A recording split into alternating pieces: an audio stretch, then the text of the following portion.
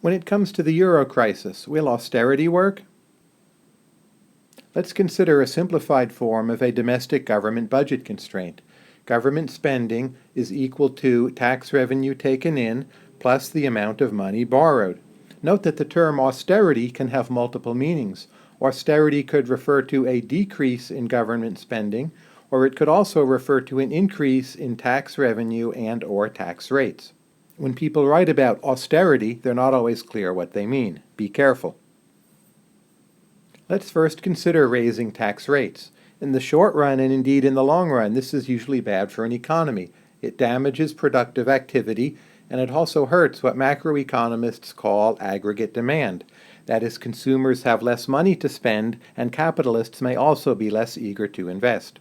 Sometimes raising taxes may be necessary, but it's not really going to bring about a solution to the euro crisis because it means shrinking economies and shrinking economic growth. There's also the problem that raising tax rates doesn't always bring in more tax revenue. If either taxes are already quite high, as is the case in France, or the tax collection apparatus is fairly ineffective, as is the case in Greece, then trying to increase taxes is not always an effective policy lever, even if it's something you might like to do. A second approach to austerity is to cut government spending. This too has some economic problems, in this case especially in the short run.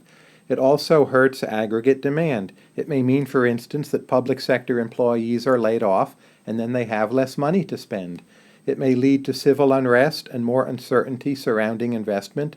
And finally, depending where the spending is cut, it may lower the investment in an economy's future. For instance, there may be less spending on education. A lot of economists believe that the spending which ought to be cut is transfer payments, often transfer payments to the relatively wealthy, but in practice what often tends to be cut is discretionary spending, so government spending cuts are very often not done in the most effective or efficient ways. As with tax increases, government spending cuts bring some risk of a downward spiral, portrayed here. For instance, imagine that taxes are going up and government spending is going down. That means in the short run, GDP is falling. That means in turn that less tax revenue is being collected. That's falling too, and that can worsen a country's budget deficit, which in turn requires further tax increases or further cuts in government spending, therefore leading to a kind of vicious cycle. You don't have to be a Keynesian economist to worry about this kind of problem.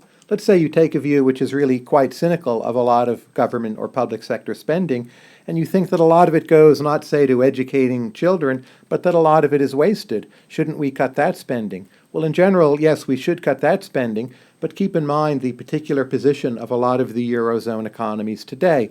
They do not have flexible labor markets, and they're undergoing a lot of credit contraction. So in a well-functioning economy, it might be the case that we could cut wasteful government spending, and that would pretty quickly lead to an increase in private sector output.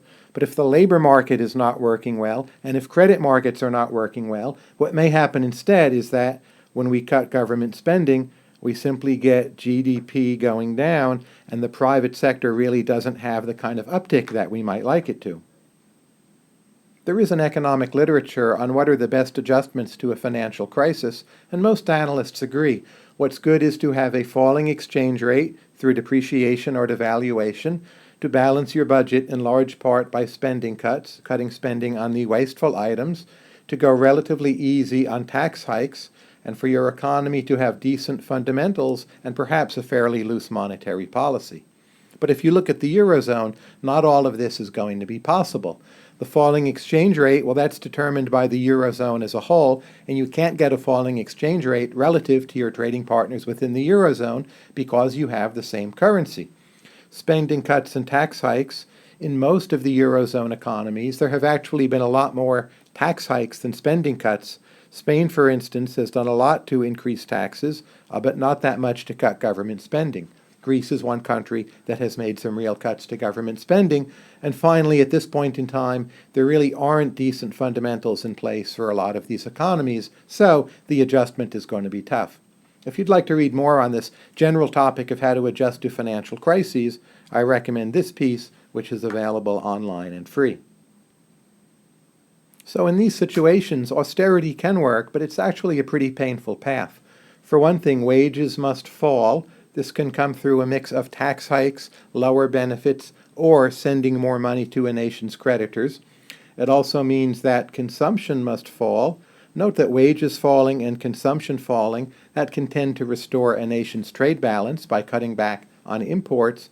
Government spending must fall and some government benefits must fall, and you put all of those things together, you can see it's not very popular.